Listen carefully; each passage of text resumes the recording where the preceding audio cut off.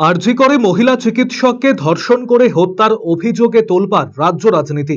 আন্দোলনের ঢেউ আছড়ে পড়ছে প্রতিটি জেলায়। উই ওয়ান্ট জাস্টিস আওয়াজ তুলছেন আন্দোলনকারীরা। আরজি করের ঘটনা তুলে ধরেছে নারী নিরাপত্তার বড় প্রশ্ন। কিন্তু এই ঘটনার মাঝেই সামনে এলো এক চাঞ্চল্যকর অভিযোগ। আজ থেকে প্রায় মাসখানেক আগের কথা। খোদ রায়গঞ্জের বুকেই দিনের বেলায় কর্মক্ষেত্রে যাবার পথে রাস্তার মধ্যে শ্লীলতাহানির শিকার হয়েছিলেন এক মহিলা চিকিৎসক। আরজি করের ঘটনা সামনে আসতেই এবারে সংবাদ মাধ্যমের সামনে মুখ খুললেন রায়গঞ্জের বেসরকারি হাসপাতালে কর্মরত ওই মহিলা চিকিৎসক। তিনি এখনো সেই ঘটনার কথা ভাবলেই স্তম্ভিত হয়ে যান। ঠিক কি ঘটেছিল? নিগৃহীতা ওই মহিলা চিকিৎসক জানিয়েছেন, গত 16ই জুলাই বেসরকারি হাসপাতালে আসার পথে রায়গঞ্জ শহরের উকিলপাড়া এলাকায় এক যুবক তাকে ধরে অভব্য আচরণ করে, তার শ্লীলতাহানি করে বলে অভিযোগ। যদিও সাহসিকতার সাথে তিনি ছাতার বাঁট দিয়ে অভিযুক্তকে আঘাত করেন। এরপর পালিয়ে যায় অভিযুক্ত। আশ্চর্যের বিষয়, এই ঘটনার বিবরণ জানিয়ে তিনি রায়গঞ্জ থানায় লিখিত অভিযোগ দায়ের করেছিলেন। সিসিটিভি ক্যামেরায় ধরা পড়া অভিযুক্তের একটি ছবিও থানায় দিয়েছিলেন, কিন্তু আজও অধরা অভিযুক্ত। কোনো বড় ঘটনা ঘটার আগে কি পুলিশ অভিযোগের গুরুত্ব দেবে না? প্রশ্ন ওই মহিলা চিকিৎসকের। নিরাপত্তা নিয়েও যথেষ্ট উদ্বেগ প্রকাশ করেছেন তিনি। আমার অভিযোগ হচ্ছে আরজি করের ঘটনাটা তো আপনারা সবাই নিউজে দেখতে পাচ্ছেন কি হচ্ছে। এরকম মানে হতেই পারে। বেসিক্যালি আমি একজন চিকিৎসক। আমারও মনে হয় না যে আমাদের কোনো সিকিউরিটি আছে। হ্যাঁ, মেয়ে হিসেবে বলবো, বাট ছেলেদেরও নেই। দেখছেনই তো পেশেন্ট পার্টি এসে পিটিয়ে দিয়ে চলে যাচ্ছে। এনআরএসে যেই ঘটনাটা হলো কিছুদিন আগে। তো মানে আমার প্রবলেম হচ্ছে আমাদের সিকিউরিটি কবে দেওয়া হবে? বিকজ আমারও এখানে এরকম একটা জিনিস ঘটেছিল লাইক 1 মান্থ আগে, 1 মাস আগে, যখন আমি বেসিক্যালি হসপিটাল আসছিলাম ডিউটি করতে। জাস্ট হসপিটালের সামনেই একজন আমার সাথে মানে জবরদস্তি বা কিছু ওরকম করার চেষ্টা করেছিল। তাতে আমি কি করেছিলাম, আমার কাছে ছাতা ছিল, আমি ছাতা দিয়ে প্রচুর পিটিয়ে তাকে ভাগিয়ে দিয়েছিলাম বেসিক্যালি। তো একজন ছিল, তাই জন্য আমি হ্যান্ডেল করতে পেরেছিলাম। আর ইট ওয়াজ ব্রড ডে লাইট, যার জন্যে তার খুব হয়তো ভয় টয় পেয়েছিল, বিকজ পুরো ওপেন জায়গা ছিল রাস্তার মাঝখানে, তাই জন্য পালিয়ে গেছিল। এবার কথা হচ্ছে, যদি আমারও সেই মেয়েটার মতো, যে আমার বোন হবে অবভিয়াসলি, জুনিয়র হবে, তার মতো যদি আমার অবস্থা হতো, তখন কে আসতো? কেউ তো কিছু করতেই পারতো না। সিকিউরিটি একেবারেই নেই। সেখানে পুলিশকে বলা হয়েছে, 1 মাস হয়ে গেছে, এখনো কাউকেই ধরা হয়নি। আমি পুরো ডিটেলসে তার মানে যেরকম দেখতে কি সবকিছু ডেসক্রিপশন দিয়েছিলাম।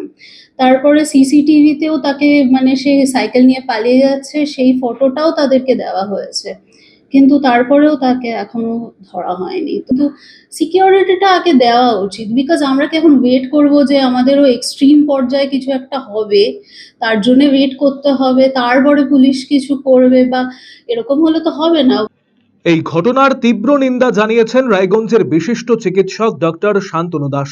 রায়গঞ্জের ঘটনায় পুলিশের ভূমিকা নিয়েও অসন্তোষ প্রকাশ করেছেন শান্তনুবাবু। কেন এখনো পুলিশ অভিযুক্তকে ধরতে পারল না, প্রশ্ন তুলেছেন তিনি। তারপরে আমাদের তদন্তের আশ্বাস দেওয়া হয়। আমরা জেলার সব জায়গাতে, সব উঁচু লেভেলে সব জায়গায় আমরা জানিয়েছি। তারপরে ইনিশিয়ালি পুলিশের পক্ষ থেকে কিছু স্টেপ নেওয়া হয়। এখানে ওরা লাগাতার পেট্রোলিং করে কিছু গ্রেপ্তারের চেষ্টা করা হয়। প্রথম দিকে আমরা কিছু অ্যাক্টিভিটি দেখতে পাই, কিন্তু তারপর সময়ের সাথে সাথে কিন্তু আর কোনো কিছু হয়নি, বা আমাদেরকেও কিছু জানানো হয়নি প্রশাসনের তরফ থেকে যে আমরা দোষীকে ধরতে পারছি বা পারিনি। এর কিন্তু কোনো রকম আপডেট আমাদের কাছে নেই, যেটা কিন্তু খুব দুঃখজনক। অধিকাংশ ক্ষেত্রেই যেটা আমরা দেখি, পুলিশ বিভাগ থেকে বলা হয়ে থাকে তারাও নানা রকম চাপের মধ্যে রয়েছে। সেই গুরুত্ব, একটা ঘটনা যখন অতি বড় আকারে ধারণ করে, যেমন যেটা আমরা দেখলাম আরজি করে, যখন মেয়েটি মৃত্যু হয়ে গেল, অলরেডি অত্যাচার, তার উপর পাশবিক অত্যাচার হয়ে গেল, তারপরেই একটা জিনিসকে গুরুত্ব দেওয়া হচ্ছে। কিন্তু তার আগের ঘটনাটাকে গুরুত্ব না দেওয়ার একটা প্রবণতা কিন্তু আমার মনে হয় ঘটছে। আর আরেকটা কথা বলবো আপনাদের কাছে, যে আপনারাও জানেন সাংবাদিক হিসাবেও, যে 100টা কেস যদি ঘটে, তার মধ্যে একটি মেয়ে কিন্তু এগিয়ে আসে প্রতিবাদ করতে। যদি একটা কেসও আপনার রেজিস্টার্ড হচ্ছে, তার মানে পিছনে কিন্তু 99টা ঘটনা কিন্তু পিছিয়ে রয়েছে, লুকিয়ে রয়েছে। সেই জায়গাটা কিন্তু আমাদের ভাবার বিষয় আছে।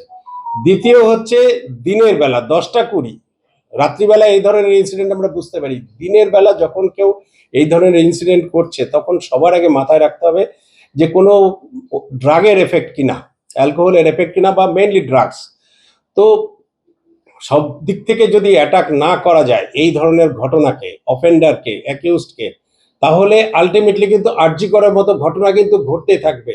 আমাদের মা, বোন, মেয়ে কেউ কিন্তু সেফ না সোসাইটিতে। এ বিষয়ে স্থানীয় ওয়ার্ড কোঅর্ডিনেটর অর্ণব মণ্ডল জানিয়েছেন, পুলিশ তৎপরতার সাথে অভিযুক্তকে গ্রেপ্তার করতে সক্ষম হবে। ব্যাপারটা হচ্ছে যে সাধারণত আমাদের এই এলাকাতে এবং আশেপাশের যে সমস্ত ওয়ার্ড আছে, সাধারণত এখানে অনেক নার্সিংহোম আছে, ডাক্তার আছে। কোনোদিনই এরকম ধরনের অপ্রীতিকর ঘটনা ঘটেনি। হঠাৎ করে আমরা গত 1 মাস আগে একটা ঘটনা এরকম আমাদের কানে আসার সঙ্গে সঙ্গে পুলিশ প্রশাসন এবং আমরা ওয়ার্ডবাসীর তরফ থেকে আমরা সেই ঘটনার পূর্ণ তদন্ত করি এবং আমরা চেষ্টা করি যে যে দোষী তাকে ধরবার জন্য। সিসিটিভি ফুটেজে তার মুখ খুবই অস্পষ্ট এবং আমার বিশ্বাস আমাদের পুলিশ যথেষ্ট তৎপর আছে এবং পুলিশ প্রশাসন এটা সঠিক তদন্ত করে এর সুরাহা করবে। এবং এই ঘটনার পর থেকে আমরা আমাদের ওয়ার্ডের যারা ভলেন্টিয়ার আছে তাদেরকে আমরা তৎপর রেখেছি যে ভবিষ্যতে এরকম ধরনের ঘটনা ঘটার আগেই যাতে আমরা তাকে ধরতে পারি। যে সমস্ত জনবহুল এলাকা আছে সেই জনবহুল এলাকার পাশাপাশি যেই সমস্ত গলি একটু নির্জন, সেই গলিতে আমরা যথেষ্ট নজরদারি রেখেছি এবং পুলিশ প্রশাসন টাউনের যে পার্টি আছে, ডিসি পার্টি আছে, তারা এই যে সমস্ত গলিগুলো আছে যেগুলো একটু নির্জন, সেগুলোতে নিয়মিত রাউন্ড মারছে। আমরা চেষ্টা করছি যে এই ধরনের ঘটনা যেন আমাদের রায়গঞ্জ পৌরসভা এলাকায় কখনোই না ঘটে এবং পুলিশের উপর আমার বিশ্বাস আছে। হয়তো সময় লাগছে, যেহেতু ছবিটা অস্পষ্ট, কোনো নিরীহ লোককে ধরে শাস্তি দিয়ে দেওয়াটা কখনোই কাম্য নয়। আমরা চেষ্টা চালাচ্ছি আমাদের তরফ থেকেও এবং পুলিশ প্রশাসনের তরফ থেকেও। আশা করি যেই দোষী থাক ধরা পড়বে। আরসিটিভি সংবাদ, রায়গঞ্জ।